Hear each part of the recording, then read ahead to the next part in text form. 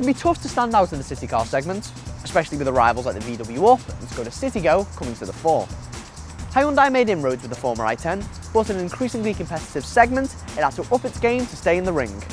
So, does the latest i10 succeed in remaining a worthy competitor? Let's see.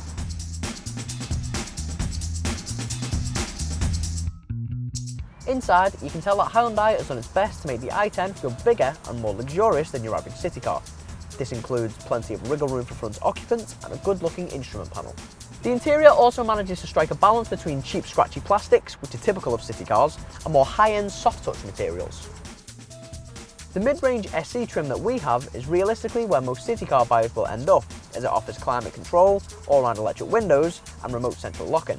With that said, the entry-level model does offer front electric windows and USB connectivity as standard.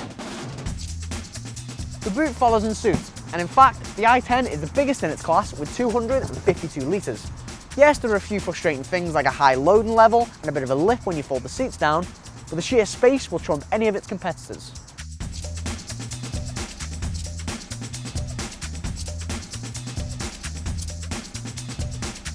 Engine-wise, the i10 is available with the usual 1 litre and 1.2 litre petrol units we've come to expect with city cars. And, like many of its rivals, the 1 litre 3-cylinder units available make for lower CO2 emissions. We have a 1 litre unit producing 65 brake horsepower. Now, I could go on about how its top speed is just 96 miles per hour, or the fact that it takes 14.9 seconds to reach the 62 mile per hour mark, but let's be honest, it's a city car. It is worth mentioning, however, that the more kit you add means higher emissions. So, although we have a 1 litre unit, the extra kit means it emits 108 grams per kilometre.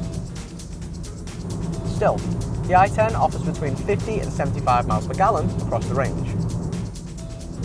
The steering is definitely on the light side to help with its inner city manoeuvrability, but it's not on par with the VW Up. The i10 manages well on winding roads, with decent grip and good ride comfort.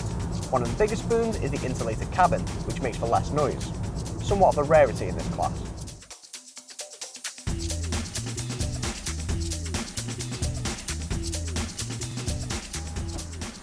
There's a massive step change here with the i10 compared to its predecessor.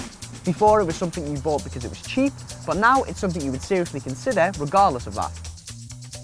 Not only is it a million times better than before, and up there with the best in class, but there's also Hyundai's 5-year warranty to throw into the mix. But what do you think? Is the i10 really the one to beat? Let us know in the comments section, and don't forget to subscribe to our YouTube channel.